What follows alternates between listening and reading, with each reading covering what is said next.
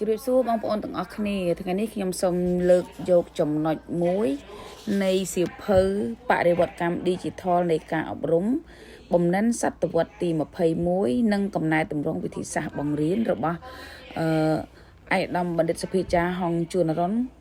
ឧបនាយករដ្ឋមន្ត្រីក្រសួងអប់រំយុវជននិងកីឡារបស់យើងដែលលោកបានសរសេរនៅក្នុងឆ្នាំ2021ហើយសៀវភៅនេះដែរក៏លោកជូននាងខ្ញុំជាអំណោយផងដែរចាអញ្ចឹងនាងខ្ញុំសូមលើកយកចំណុចនៃកំណែទម្រង់វិស័យអប់រំដើម្បីលើកកម្ពស់បរិវត្តកម្ម Digital នៃការអប់រំនិងបំណិនសតវត្សទី21អញ្ចឹងដើម្បីអនុវត្តការអប់រំបែប Digital ឲ្យបានកាន់តែប្រសើរក្រសួងអប់រំយុវជននិងកីឡាបានរៀបចំកម្មវិធីកំណែទម្រង់វិស័យអប់រំដើម្បីដាក់ទុនវិនិយោគលើហេដ្ឋារចនាសម្ព័ន្ធរូបវន្តនិងហេដ្ឋារចនាសម្ព័ន្ធផ្នែក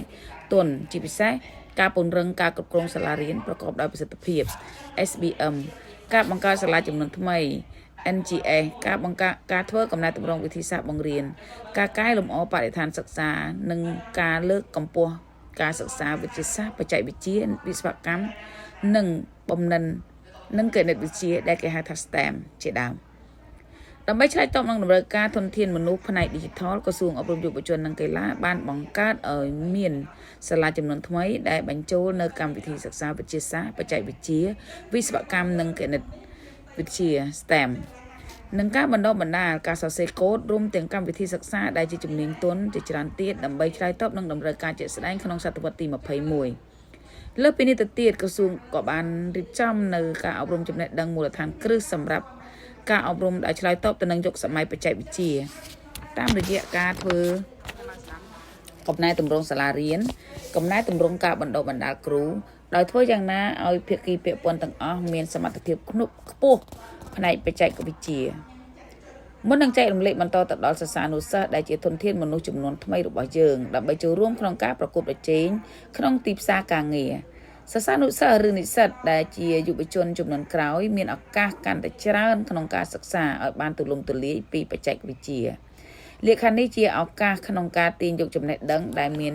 ជុំវិញពិភពលោកដើម្បីអភិវឌ្ឍសមត្ថភាពខ្លួនឯងហេតុនេះសិស្សនិស្សិតគួរចេះស្វែងរកប្រភពចំណេះដឹងមូលដ្ឋានសម្រាប់បន្តអភិវឌ្ឍសមត្ថភាពក្នុងយុគសម័យ Digital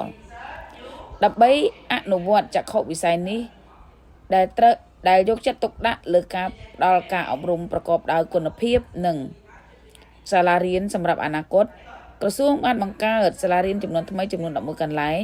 ដើម្បីសាកល្បងកំណែទម្រង់ការអប់រំជាប្រព័ន្ធយើងមើលឃើញគុណភាពអប់រំមានភាពល្អប្រសើរជាងមុនហើយសិស្សានុសិស្សត្រូវបានបំពាក់ដោយជំនាញរឹងនិងជំនាញទន់ជាពិសេសគំនិតផ្ដើមថ្មីការគិតត្រិះរិះនិងការដោះស្រាយបញ្ហា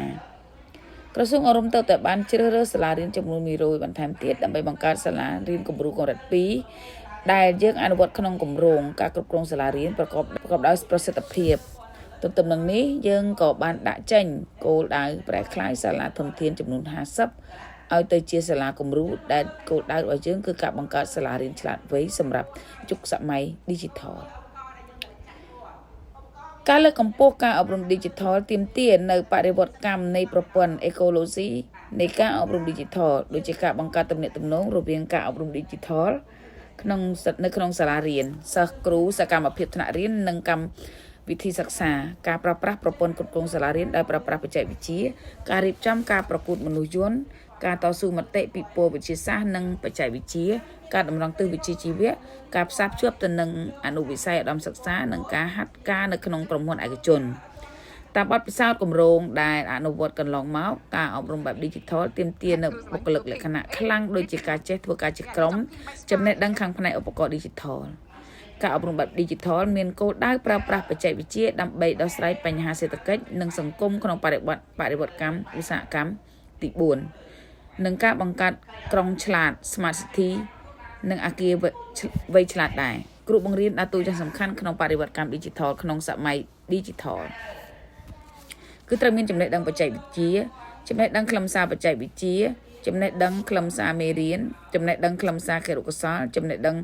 គរុកុសលចំណេះដឹងខ្លឹមសារគរុកុសលនិងបច្ចេកវិទ្យាចំណេះដឹងគរុកុសលនិងបច្ចេកវិទ្យាក្នុងយុគសម័យ Digital គ្រូត្រូវប្រើបច្ចេកវិទ្យាព័ត៌មាននិងសារគមនាគមន៍និងធនធានក្នុងបណ្ណាល័យដើម្បីធ្វើឲ្យការបង្រៀននិងរៀនកាន់តែមានប្រសិទ្ធភាពដូច្នេះគ្រូត្រូវអភិវឌ្ឍចំណេះដឹងបច្ចេកវិទ្យាព័ត៌មានសារគមនាគមន៍និងបំណិនសម្រាប់អនុវត្តក្នុងការបង្រៀននិងរៀននិងមានចន្ទៈស្វ័យសិក្សាស្រាវជ្រាវបំពេញបន្ថែមទាំងចំណេះដឹងមូលដ្ឋានទាំងបច្ចេកវិទ្យាបង្រៀនថ្មីតាមរយៈការប្រើប្រាស់បច្ចេកវិទ្យាព័ត៌មានកំណែទម្រង់វិស័យអប់រំផ្ដោតសំខាន់ទៅលើការបង្កើតចំណេះដឹងបំណិនសមត្ថភាពរបស់គ្រូបង្រៀ